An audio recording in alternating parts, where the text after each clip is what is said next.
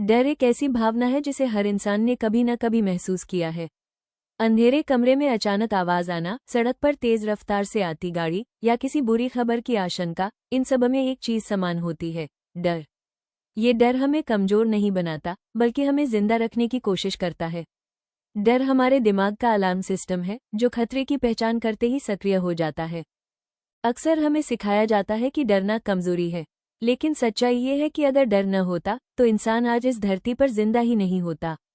डर हमें सावधान बनाता है, सतर्क रखता है और गलत फैसलों से बचाता है।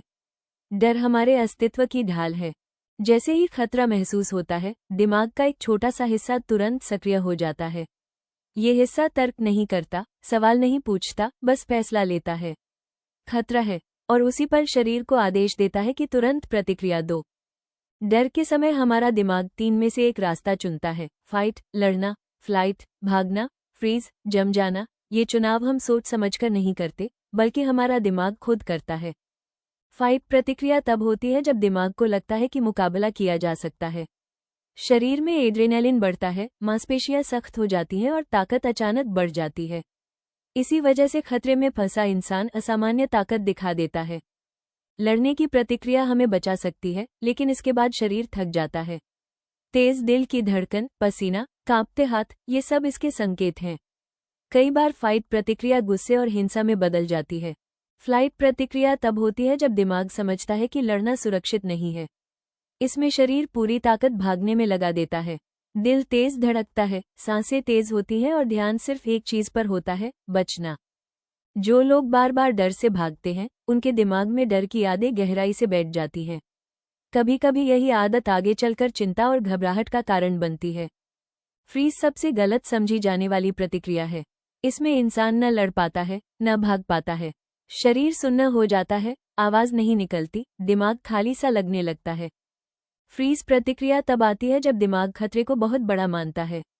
ये प्रतिक्रिया कई जानवरों में भी देखी जाती है। कई बार फ्रीज हमें अदृश्य बना देता है और खतरा टल जाता है। हमारी डर की प्रतिक्रिया बचपन से बनती है। घर का माहौल, अनुभव और सिखाई गई सोच तय करती है कि हम फाइट, फ्लाइट या फ्रीज में से क्या चुनेंगे।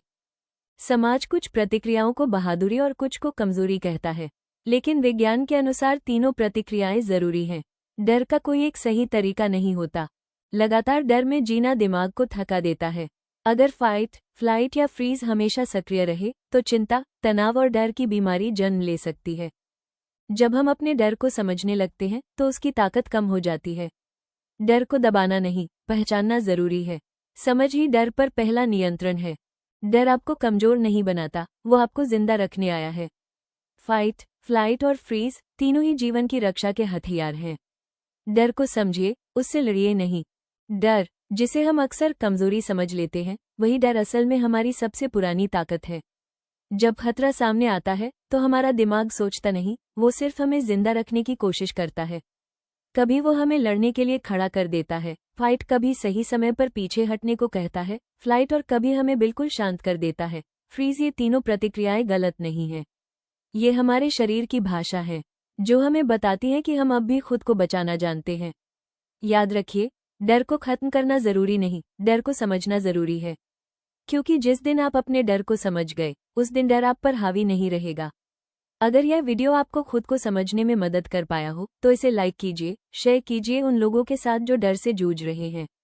और ऐसे ही साइकोलॉजी बेस्ड, सच्चे और जमीन से जुड़े वीडियो के लिए हमारे चैनल को सब्सक्राइब जरूर कीजिए। मिलते हैं अगले वीडियो में। तब तक याद रखिए, डर आपका दुश्मन नहीं है, वो आपका रक्षक है।